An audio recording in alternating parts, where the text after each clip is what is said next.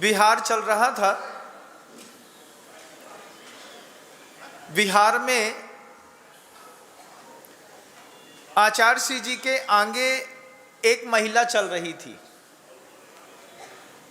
25-20 कदम आगे चल रही होगी। गुरुवर उनके अपने चलने का एक तरीका रहता था, हमेशा वो इरियापद समिति से नीचे देखते हुए चलते थे और लगातार गुरुवर नीचे देख करके चल रहे थे।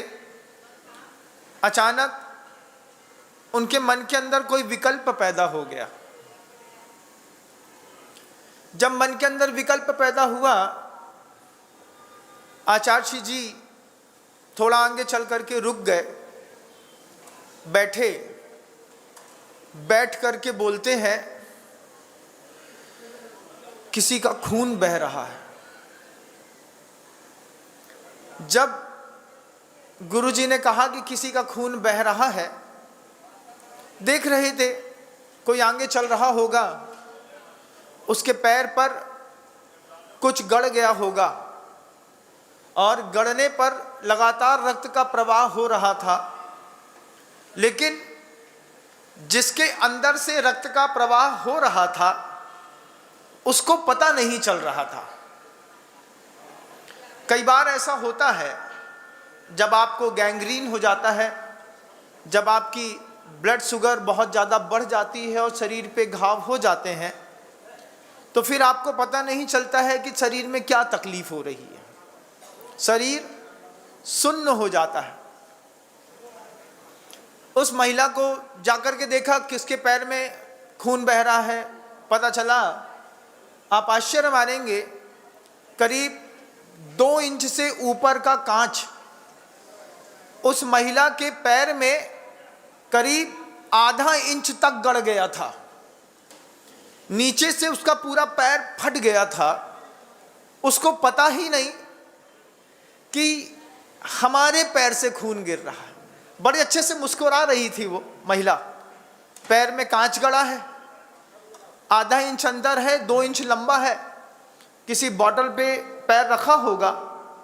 वो मुस्कुरा रही है। उसको जाकर के बताया कि तुम्हारे पैर से खून गिर रहा है। जब उसने देखा तो उसने देखा कि अरे हमारे पैर से ही गिर रहा है। फिर उसको बैठा करके जब पट्टी के लिए, ड्रेसिंग के लिए लाए, फर्स्ट एड बॉक्स को लेकर के आए, तब देखा कि 2 इंच लंबा, आधा इंच अंदर एक कांच पैना धारदार घुस गया है, लेकिन महिला को कुछ भी एहसास नहीं है, कुछ भी। आचार्य श्री जी को बताया।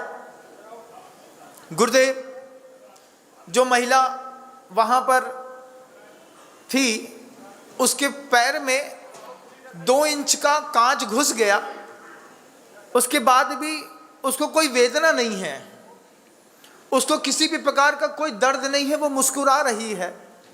फिर उसको लगा कि मेरी शुगर 450 से ऊपर हो गई होगी, इसलिए शरीर ने अपना सेंसेशन खो दिया। आचार्य श्री जी के पास आकर के बताया, गुरुजी, हम सब पूरा संघ बैठा था, गुरुजी रास्ते में ही उद्बोधन देने लगे। गुरुवर कहते हैं, वेदना एक वरदान है।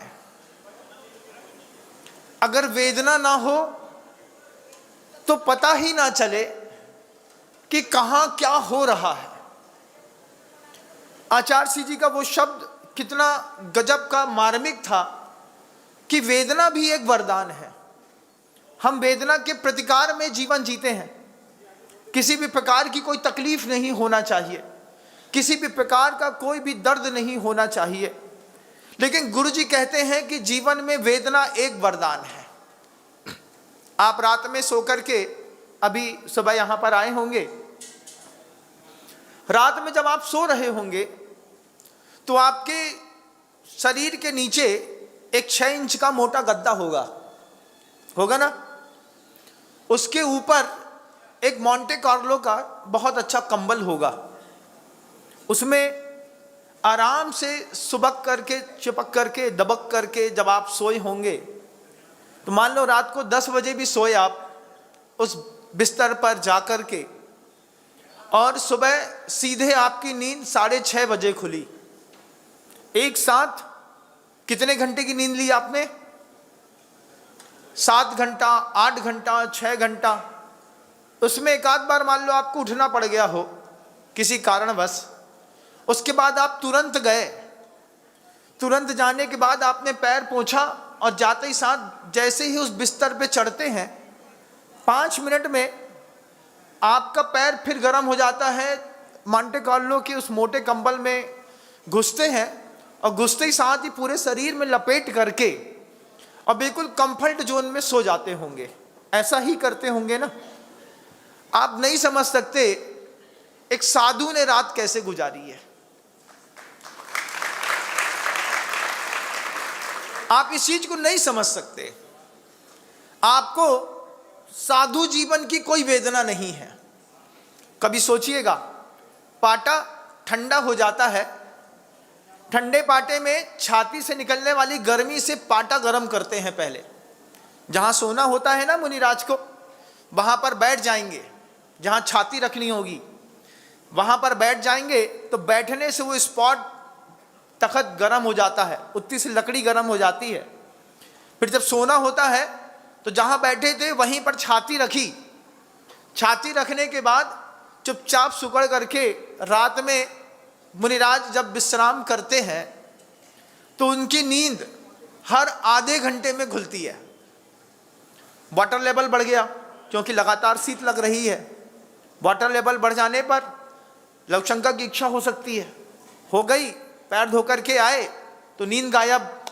अब पहले पैर ठंडा हो गया, उसको गर्म करो, गर्म करने के बाद आधा पौन घंटा बैठो, उसके बाद लेट करके प्रयास करो, आ जाए तो ठीक, ना आए तो कोई बात नहीं, एक रात और ऐसे ही गुजर जाती है। आप एक साधु की रात नहीं सोच समझ सकते क्योंकि आप मोटे कंबल में रहते हैं। आप एक साधु का समझ नहीं सकते कि जब शरीर नीचे से ठंडा होता है तो कैसी फीलिंग आती है। नहीं समझ सकते। जब ऊपर से शीत गिरती है तो आप कितना भी जुगाड़ लगा लीजिए, बॉक्स बना लीजिए, प्लाई लगा लीजिए, पुट्ठे लगा लीजिए, कुछ भी कर लीजिए, लेकिन जब आपके शरीर से चिपक करके रजाई मिलती है उसमें होने वाली गर्माहट और बाहरी आवरणों की गर्माहट में जमीन आसमान का अंतर है। जजनीन दोस्तों, अगर आपको मेरी वीडियो अच्छी लगती है तो प्लीज़ मेरे चैनल को लाइक, शेयर, सब्सक्राइब करिए और इसी तरह से अपना प्यार देते रहिए। धन्यवाद।